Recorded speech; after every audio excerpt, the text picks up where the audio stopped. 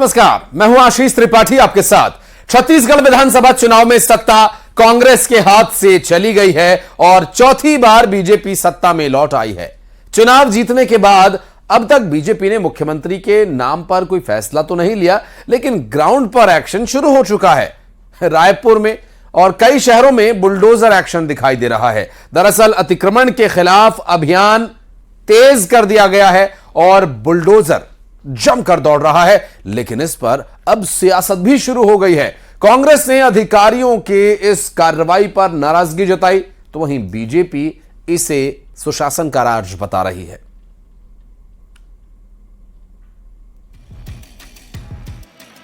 छत्तीसगढ़ में खत्म हुई सत्ता की जंग, अब अतिक्रमण के खिलाफ रण।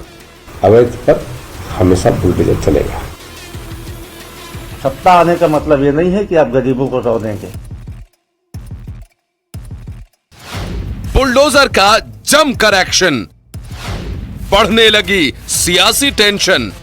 प्रशासन समझ गया है कि आने वाली सरकार इस प्रकार के अवैध कब्जे और अवैध धंधे को बर्दाश्त नहीं करेगी।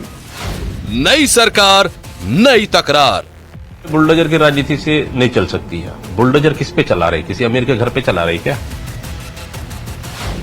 अतिक्रमण के खिलाफ आर पार।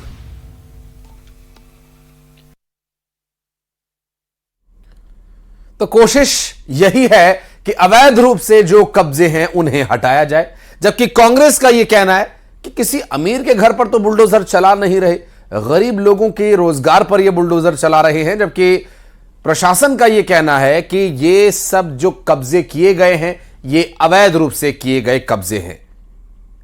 इस पर बातचीत करेंगे युगल तिवारी हमारे सहयोगी, उनसे भी अपडेट लेंगे। लक्ष्मी वर्मा जी हमारे साथ भारतीय जनता पार्टी से मौजूद हैं, उपाध्यक्ष हैं। लक्ष्मी जी बहुत स्वागत है आपका। सुरेंद्र वर्मा जी हमारे साथ, कांग्रेस प्रवक्ता। सुरेंद्र जी बहुत बहुत स्वागत आपका भी। लेकिन एक छोटा सा अपडेट मैं अपने सहयोगी युगल तिवारी से ले लेता हूं। युगल, तीसरा दिन है अगर मैं गलत नहीं हूं तो ये अवैध रूप से जो कब्जे हैं इस पर पीला पंजा तो चल ही रहा है, लगातार चेतावनी भी जारी की जा रही है।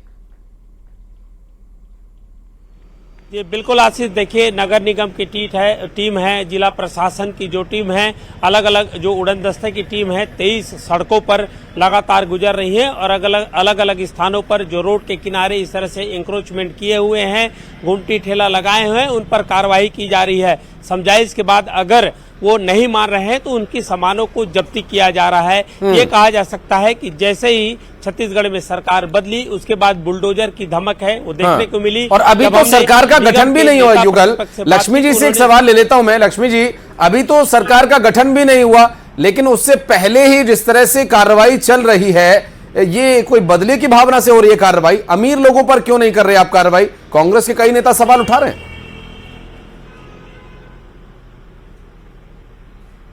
शहर जो है पूरी तरह से अस्त व्यस्त हो चुका था और ये आज तो हमारे मुख्यमंत्री भी नहीं घोषित हुए हैं और ना सरकार के आज मेजॉरिटी आने के बाद, उनको जनमत मिलने के बाद प्रशासन ने खुद जाग कर पुराने जो शिकायत है, अब देखेंगे कि जैसे शालेम स्कूल और भी अंदर जो दुकानें तोड़ी गई हैं अवैध रूप से वहां संचालित थी और उनके कारण स्कूल के बच्चियों को तक परेशानी उठाना पड़ रहा था, वो लगातार शिकायत कर रही थी। और भूपेश बघेल की लबरा सरकार ने प्रशासन को कार्रवाई करने नहीं दिया। इससे स्पष्ट है कि वो यहाँ पे शासन प्रशासन जो है वो अपने आप में मनमानी करते हुए वहां लगातार चौपाटी में भीड़ भाड़ लगा रहता था। वहां गर्ल्स स्कूल है और बच्चियों को आने जाने में परेशानी होती थी। उन्होंने शिकायत भी किया था और रैली भी निकाला था, प्रदर्शन किया था। इससे स्पष्ट जाहिर होता है कि सरकार की जिम्मेदारी होती है कि कहीं भी अव्यवस्था है उसको व्यवस्थित करे। ये शहर है और शहर में सारे नियम कायदा कानून बने हुए हैं। हमारा उद्देश्य किसी को परेशान करना नहीं है। जो भी हमारे छोटे दुकानदार दीपक बैद जी कह रहे हैं किसी अमीर पर तो एक्शन लिया नहीं, गरीब के पेट पर लात मारी जा रही है। गरीब के पेट पे नहीं लात मारी जा रही है। हमारी सरकार ने बहुत से गरीबों को पहले भी गुमटी बनाकर उपलब्ध कराया था दुकान, आज भी। तो आप ये कह रहे हैं कि जिन लोगों को हटाया जा रहा है सरकार के गठन के बाद उन्हें इस तरह की गुमटी और रोजगार व्यवस्था करने के लिए आश्वस्त किया जाएगा। ठीक है, मैं आता हूं आपके पास। सुरेंद्र वर्मा जी भी हमारे साथ मौजूद है, सुरेंद्र जी, आप लोगों की सरकार में ठीक से व्यवस्था नहीं हो रही थी, लड़कियां शिकायत कर रही थी, इतना सब कुछ हो रहा था, एजिटेशन हो रहा था, लड़कियां सड़क पर, आप लोग ध्यान क्यों नहीं दे रहे थे? अतिक्रमण हटाने की जो व्यवस्था है, सम्माननीय लक्ष्मी वर्मा जी पार्षद भी रही हैं और जिला पंचायत में अध्यक्ष भी रही हैं। आज जिस तरह से ये बात कर रही हैं, इनको तो ये बताना चाहिए कि निर्देश कौन दे रहा है। एक तरफ उछल उछल के इनके पूर्व मुख्यमंत्री 3 बार के मुख्यमंत्री रहे, संवैधानिक पद पर अभी भी विधायक चुने गए हैं, प्रबल दावेदार हैं मुख्यमंत्री के, उछल उछल के श्रेय ले रहे हैं कि सरकार बदली है तो अधिकारियों को होश आया है। ये बताएं निर्देश कौन दे रहा है। और इस तरह से इनको संविधान और कानून पर तो भरोसा ही नहीं। आज की खबर है, आज टीआई के जो गृह विभाग में तबादले हुए, कई विभागों में जो बदलाव हो रहे हैं, ये आखिर निर्देश कौन दे रहा है?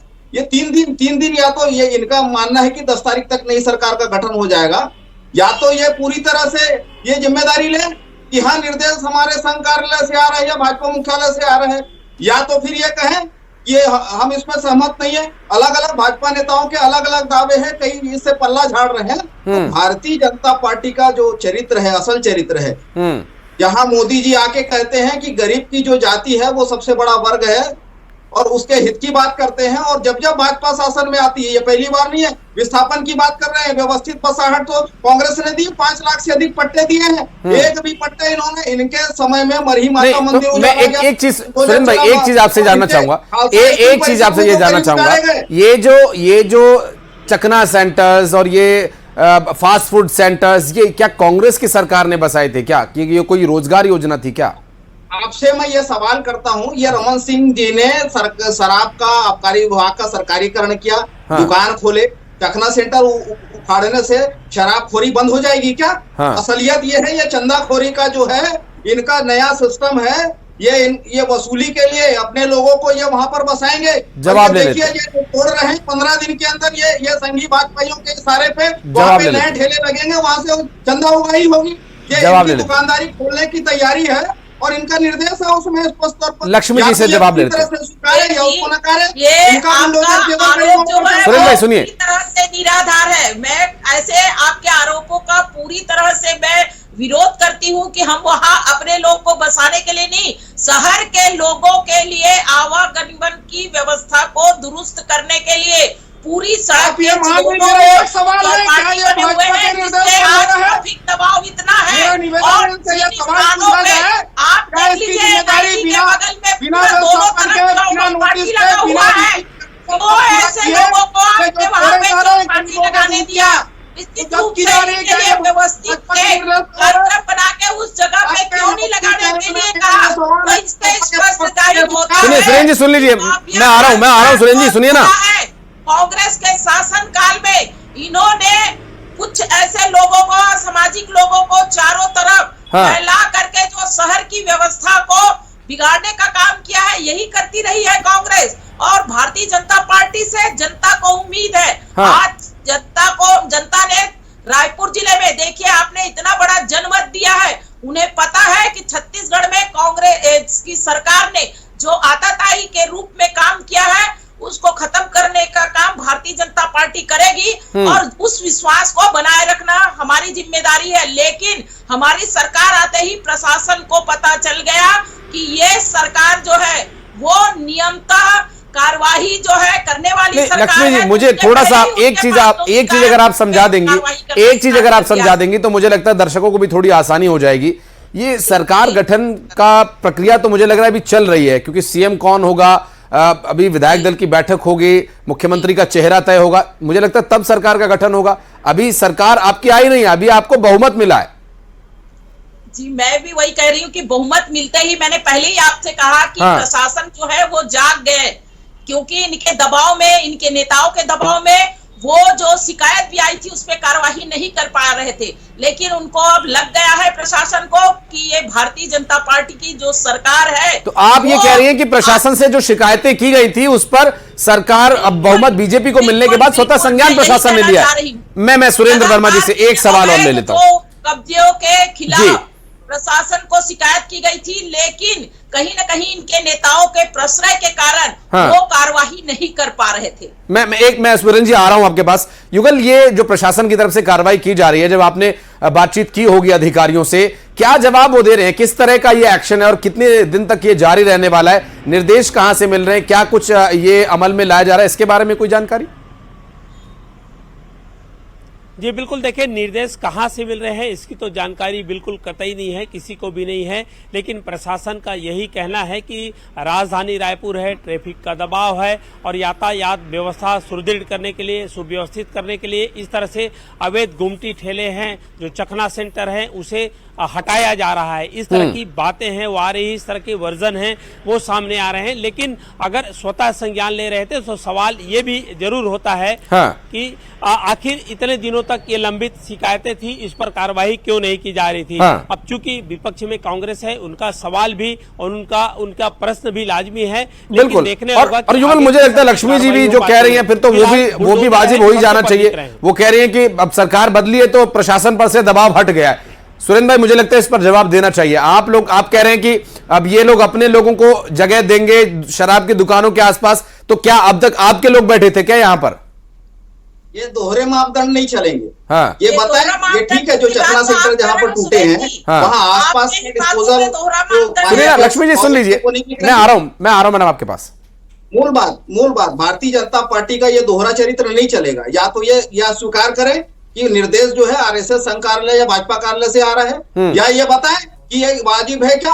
हमारे समय में मैंने पहले भी कहा कि ये हर साल नवंबर से लेकर जनवरी के बीच में इस तरह से प्रत्येक नगरीय निकाय में अतिक्रमण के खिलाफ कार्रवाइयां होती है। वो उसका एक तरीका है, उसका एक कायदा है। कार्यपालिका की ये जिम्मेदारी है कि 48 घंटे पहले उनको नोटिस देना है। उनके लिए जो आपसी सहमति से जो विस्थापन की व्यवस्था होती है उनको कहीं और विस्थापित करके उनके लिए व्यवस्था बनाई जाती है। गरीबों पर ये बुलडोजर चलाने की कौन सी संस्कृति है? और पहली बात, ये जिस वर्ग को ये जो दिखाना चाहते हैं कि जिनके खिलाफ किसी एक वर्ग को विलेन बताकर जनता के बीच में ये मैसेज पहुंचाए, तो युगल जी से मैं निवेदन करता हूं कि इनकी भी स्टडी होगी। आपका सबसे लोकप्रिय चैनल है, जितनी गुमटियां उखाड़ी गई पूरे छत्तीसगढ़ में, चाहे वो बिलासपुर हो या रायपुर हो, 80% से ज्यादा वो हमारे सनातनी भाई हैं, जो युवा हैं, जिनके घर का पेट चलता था। वो 5000 की गुमटी भाजपाइयों के अहंकार के सामने। सुरेंद्र जी, सनातन कहां से आ गया? आप लोगों की पार्टी जो सनातन के खिलाफ बयान देते हैं तब तो आप लोग बोलते नहीं है, अब आप सनातन की दुआई दे रहे हैं। अरे ये कोई डेंगू मलेरिया, कोई एड्स कहता है तो सनातन पर कोई कांग्रेस का नेता नहीं बोला। मेरी बात तो सुन लीजिए। जो कार्यपालिका का जो कर्तव्य है, क्या ये इस तरह से अचानक बुलडोजर लेके निकाल दे? मैं तो ये कह रहा हूं कि जो इनके नेता जो व्हाट्सएप यूनिवर्सिटी में चला रहे हैं, जो सोशल मीडिया पे ट्वीट कर रहे हैं, ट्विटर में ट्वीट कर रहे हैं, फेसबुक पे पोस्ट कर रहे हैं, उसमें आप जाके देखिए, उसमें एक वर्ग को विलेन बताया जा रहा है, जबकि हकीकत ये है कि हमारे भाई बंधु है। यहाँ 95% आबादी जो है वो जिस वर्ग की है, सबसे ज्यादा नुकसान जो है उन्हीं वर्ग को होगा। हाँ, लक्ष्मी जी से इस पर जवाब बिल्कुल एक छोटा सा सवाल जोड़ते हुए लक्ष्मी जी आप जवाब दीजिएगा इस पर भी। एक ठीक है, अवैध रूप से कब्जे हैं, अतिक्रमण है, उन्हें हटना चाहिए, व्यवस्था ठीक तरीके से होनी चाहिए, लेकिन अंततोगत्वा है तो यहीं के नागरिक, उन्हें कोई नोटिस दिया गया हो, कोई जानकारी दी गई हो कि आपको यह हटाना है या कोई व्यवस्था अलग से की जाएगी, इसके लिए कोई आश्वासन? देखिए, जो पार्टी बनी हुई है वो पूरी तरह से अवैध है और उनके जानकारी में ये निश्चित रूप से रहता है कि अवैध है। मतलब इसको जब अव्यवस्था हो रही है आवागमन में, जो आम जनता है उसको हटाया जाएगा। तो इसके लिए वो कोई वैध तो है नहीं है, लेकिन इस तरह की जो बसाहट है, इसमें जो हमारे रोजगार कर रहे हैं मजदूर, निश्चित रूप से उसके लिए जो हमारी सरकार आएगी तो प्लान करेगी कि कैसे इन अव्यवस्थापित इनको किया जाए और इनके व्यवस्थापन करके इनको रोजगार दिया जाए। लेकिन अभी जिस स्थिति में वहां पे गुमटियां चल रही है, चौपाटी बनी हुई है, उससे आप देख लीजिए पूरे चारों ओर किसी वर्ग विशेष से हमारा विरोध है ना रहेगा।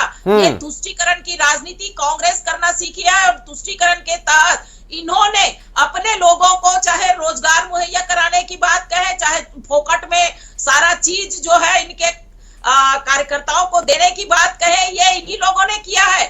आज देख लीजिए जितनी आज गुमटियां बनी है शहर के भीतर में, उनको जबरदस्ती इनके किसी विशेष जो नेता है उनके माध्यम से बसाया गया है, क्योंकि उनको पता है ये रायपुर जैसे शहर है जहां पे इतनी आज ट्रैफिक का दबाव है, यहाँ पॉपुलेशन लगातार बढ़ रहा है और जो मेन जगह है, चाहे हम बात कर ले तो आप उन्हीं जो विशेष रूप से बसाए गए गुमटियां, उन्हीं पर एक्शन ले रहा है क्या प्रशासन मैडम? टोल बाजार के पास की बात आशिक जी, तो वो पूरा क्षेत्र जो है इतना दबाव वाला क्षेत्र है यातायात के लिए। तो लक्ष्मी जी, क्या उन्हीं जगहों को टारगेट किया जा रहा है जिन विशेष नेता की आप बात कर रही हैं? किसी वर्ग विशेष को हमने टारगेट करने की सोच भी नहीं बनाई है। हाँ। ये काम तो कांग्रेस का हमेशा से था और रहेगा। ठीक है सुरेंद्र जी, समय कम है, मुझे लग रहा है ये एक्शन आगे भी चूंकि जारी रहेगा। अभी जितनी जगह पर एक्शन लिया गया वो ज्यादातर रायपुर के शहरी क्षेत्रों में ट्रैफिक व्यवस्था गड़बड़ होने की वजह से। लक्ष्मी जी ये कह रही हैं कि आगे सरकार का गठन होने पर उनको व्यवस्थित किया जाएगा। कभी नहीं किया, 15 साल इनकी सरकार रही, खालसा स्कूल परिसर में तोड़फोड़ हुई, किसको बसाया है बताए? ऑक्सीजन के नाम पर उजाड़े गए, किसको बसाया बताए? कटोरा तालाब में जिन गरीबों को उखाड़ा था उनको पीएसयू कॉलोनी बनाकर हमारी सरकार ने व्यवस्थापन किया। तो भारतीय जनता पार्टी का बुलडोजर यहाँ इतिहास गवाह है। मरही माता में चला जब रमन सिंह की सरकार थी, मौली माता में चला बुलडोजर जब इनकी सरकार थी। तो भारतीय जनता पार्टी को गरीबों से कोई सरोकार नहीं है। इनका बुलडोजर केवल और केवल दिहाड़ी मजदूरी करने वाले, जो अपना रोजी रोटी चलाने वाले। समय इजाजत नहीं दे रहा वर्मा जी, मैं फिर आगे बातचीत हम इस विषय पर और एक बार फिर बैठेंगे, बातचीत करेंगे। लक्ष्मी वर्मा जी बहुत बहुत शुक्रिया, सुरेंद्र वर्मा जी बहुत बहुत धन्यवाद आपका समय निकालने के लिए, युगल बहुत बहुत धन्यवाद आपका इस पूरे विषय पर जानकारी देने के लिए। बढ़ते आगे और इस बीच एक बड़ी खबर आपको बता दें, जहां मुख्यमंत्री के चेहरे को लेकर एक बड़ी जानकारी मिल रही है कि भारतीय जनता पार्टी पर्यवेक्षकों की घोषणा करेगी। केंद्रीय पर्यवेक्षकों की घोषणा कल होने की जानकारी मिल रही है। पर्यवेक्षकों की नियुक्ति के बाद विधायक दल की बैठक और 3 राज्यों के लिए यह पर्यवेक्षक नियुक्त होंगे, जिसमें छत्तीसगढ़, मध्य प्रदेश और राजस्थान ये पर्यवेक्षक नियुक्त किए जाएंगे। आपको बता दें कि सीएम फेस को लेकर लगातार 3 से 4 दिन हो गए हैं, सस्पेंस बरकरार है कि आखिर मुख्यमंत्री बनेगा तो कौन। छत्तीसगढ़ में क्या रमन सिंह मुख्यमंत्री होंगे या जो नए चेहरे जिन्हें केंद्र की राजनीति से प्रदेश में लाया गया है उस पर भरोसा जताया जाएगा। मध्य प्रदेश में, राजस्थान में भी लगातार यही सवाल बने हुए हैं। पवन हमारे सहयोगी इस वक्त हमारे साथ मौजूद हैं। पवन, पर्यवेक्षकों के ऐलान की जानकारी क्या मिल रही है? कब तक ऐलान होगा? क्या कुछ इसकी प्रक्रिया रहने वाली है? कि कल बीजेपी जो है उसने जो पर्यवेक्षकों के नाम का ऐलान कर सकती है, चाहे वो राजस्थान की बात करें, मध्य प्रदेश की बात करें या छत्तीसगढ़ की बात करें, इन तीनों ही राज्यों के पर्यवेक्षकों का ऐलान का नाम कल बीजेपी कर सकती है। और ये पर्यवेक्षक फिर अगले 1 से 2 दिन के अंदर वो उन जो राज्यों में जाएंगे और वहां राज्यों में जाकर विधायक दल की बैठक बुलाएंगे और उसमें बैठक के अंदर विधायक दल के नेता का चयन होगा। यानी कि ये बात मानी जाए कि बीजेपी ने अपने पर्यवेक्षकों का नाम जो है वो तय कर लिया है। संभवतः कल बीजेपी अपने पर्यवेक्षकों के नाम का ऐलान कर देगी और फिर अगले 2 से 3 दिन के अंदर राज्यों के मुख्यमंत्रियों के जो नाम का ऐलान बीजेपी की तरफ से कर दिया जाएगा, क्योंकि जो विधायक दल का नेता बनेगा वो राज्य का मुख्यमंत्री होना है। तो ऐसे में बीजेपी की तरफ से अब सारी कवायद जो है वो और तेज कर दी है। दिल्ली में लगातार पिछले 3-4 दिनों से बैठकों का दौर चला। पहले तीनों जो बड़े नेता हैं, प्रधानमंत्री नरेंद्र मोदी, गृह मंत्री अमित शाह और बीजेपी के राष्ट्रीय अध्यक्ष जेपी नड्डा की मुलाकात हुई। रात को 3-4 घंटे मुलाकात चली 2 दिन पहले। उसके बाद में कल रात की अगर बात करें तो प्रधानमंत्री नरेंद्र मोदी और गृह मंत्री अमित शाह की मुलाकात हुई। इसके बाद में गृह मंत्री अमित शाह और जेपी नड्डा जो राष्ट्रीय अध्यक्ष है बीजेपी के, उनकी मुलाकात हुई। तो मुलाकातों के दौर के बाद में अब ये तकरीबन पर्यवेक्षक जो बनने हैं उनका नाम तय कर लिया गया है और संभवतः कल उन पर्यवेक्षकों के नाम की घोषणा बीजेपी के द्वारा की जाएगी और फिर वो पर्यवेक्षक जो है अगले 1 से 2 दिन के अंदर उन राज्यों में जाएंगे और वहां जाकर विधायक दल की बैठक बुलाकर विधायक दल के नेता के नाम का ऐलान कर देंगे। सीएम के चेहरे जो संभावित हैं वो वही 4-5 चेहरे छत्तीसगढ़ में, 3-4 चेहरे, 5 चेहरे मध्य प्रदेश में, 2 से 3 चेहरे इधर राजस्थान में सामने आ रहे हैं पवन। लेकिन पर्यवेक्षकों के नाम को लेकर कोई जानकारी मिल पा रही है? कौन हो सकते हैं छत्तीसगढ़ के या मध्य प्रदेश के पर्यवेक्षक? देखिए, अभी नामों के बारे में जानकारी अभी सामने नहीं आई है, क्योंकि अभी पार्टी ने सिर्फ तय ही किया है। सबसे थोड़ी देर संभवतः कल तक नामों की जानकारी सार्वजनिक तौर पर सामने आ जाएगी। तो ऐसे में अभी नाम बता पाना मुश्किल है, लेकिन ये जरूर है पर्यवेक्षक के तौर पर बीजेपी की तरफ से एक सीनियर मंत्री रहेगा और एक संगठन का सीनियर पदाधिकारी पर्यवेक्षक के रूप में उन राज्यों में जाएंगे। यानी कि एक राज्य में एक केंद्रीय मंत्री और एक जो सीनियर पदाधिकारी है पार्टी का, वो उन राज्यों में जाएगा और वहां जाके विधायक दल की बैठक करेगा। बिल्कुल पवन, और ये एक बड़ी प्रक्रिया होगी, लंबी प्रक्रिया चलेगी या फिर इसे कम समय में ही निपटाने के निर्देश हैं? अंदर से क्या जानकारी मिल रही है? देखिए, प्रक्रिया लंबी नहीं चलने वाली है, क्योंकि अगर संभवतः बीजेपी कल अगर पर्यवेक्षकों के नाम का ऐलान कर देती है तो उस पर्यवेक्षक जो है अगले 1 से 2 दिन के अंदर उन राज्यों में जाएंगे और उन राज्यों में जाकर विधायक दल की बैठक बुलाएंगे और फिर विधायक दल की बैठक के अंदर उनका जो विधायक दल का नेता होगा उसका ऐलान कर दिया जाएगा। यानी कि अब जो प्रक्रिया है मुख्यमंत्री को चुनने की, उसमें बहुत ज्यादा वक्त नहीं लगने वाला है। अगले 3 से 4 दिन के अंदर ये पूरी प्रक्रिया ठीक है, नजर आप बनाए रखिएगा पवन। आगे डिटेल्स के लिए आपसे संपर्क करेंगे, क्योंकि पर्यवेक्षक कल पहुंच जाएंगे अपनी अपनी जगह पर और वहां पर जाने के बाद विधायक दल की बैठक होगी, उस पर क्या डिटेल्स रहेंगी, क्या कुछ औपचारिकताएं रहेंगी, ये सब जानने के लिए फिर संपर्क करेंगे पवन से भी। बहुत शुक्रिया पवन आपका इस पूरे मामले पर जानकारी के लिए। तो बहुत जल्द मुख्यमंत्री कौन होगा ये तय हो जाएगा, पर्यवेक्षक ये फैसला लेंगे और उसके बाद आगे फिर क्या कुछ डिटेल्स रहती है, बने रहिए हमारे साथ, बताते रहेंगे आपको। एक छोटा सा ब्रेक।